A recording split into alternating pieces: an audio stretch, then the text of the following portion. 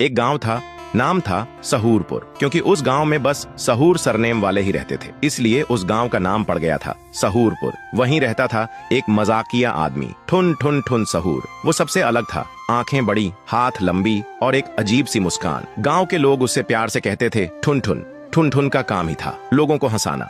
एक दिन गांव में मेला लगा। मेले में सब आए थे, बड़े झूले, बच्चों के झूले, चूरन, पॉपकॉर्न, सब। ठुन ठुन भी बड़े आराम से मेला घूम रहा था। तभी उसकी नजर पड़ती है एक बोर्ड पे, बोलने वाला मुर्गा, सिर्फ 10 रुपए में। ठुन ठुन सोचता है, अरे भाई, अगर 10 रुपये में बोलने वाला मुर्गा मिल गया तो कल से मैं तो मिनिस्टर बन जाऊंगा रे। फिर वो बोर्ड वाले को 10 रुपये देता है और बोलता है, भैया एक बोलने वाला मुर्गा देना। बोर्ड वाला एक पुराना सा मुर्गा उसे थमा देता है, जो देखने में थोड़ा दुखी सा लग रहा था, जैसे उसकी गर्लफ्रेंड छोड़ गई हो। ठुन ठुन मुर्गा को घर ले आता है और बोलता है, चल रे अब बोल, अब देखता हूँ तू क्या बोलता है। मुर्गा मुंह खोलता है, जमींदार हरामखोर है। ठुन ठुन सुनते ही चिल्ला पड़ता है, ओए ये तो सच्ची में बोलता है रे। मुर्गा फिर बोलता है, और गांव के सरपंच ने स्कूल का पैसा चुराया है। ठुन ठुन सोचता है, अरे भाई, ये मुर्गा तो पूरा न्यूज चैनल निकला। अगले दिन ठुन ठुन रोड के किनारे पे चिल्ला चिल्ला के बोल रहा था, सच बोलने वाला मुर्गा, सच सुनना है तो बस 2 रुपए का टिकट लो। थोड़ी देर में लोगों का भीड़ लग जाता है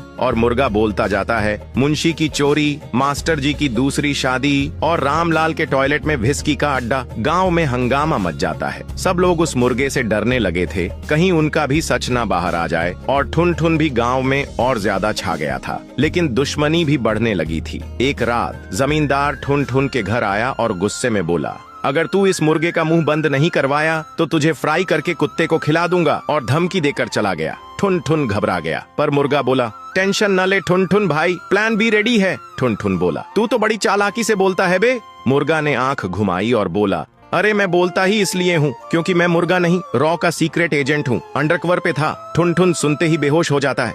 फिर अगले दिन रॉ वाले आए और मुर्गे को हेलीकॉप्टर में बिठा के ले गए, और ठुन ठुन गांव के बीच में अकेले बैठा था, एक नोट के साथ। नोट पे लिखा था, थैंक यू ठुन ठुन, देश के लिए काम आया, लेकिन तेरे लिए एक असली मुर्गा छोड़ के जा रहा हूँ, वो सिर्फ कुकड़ूकू बोलेगा।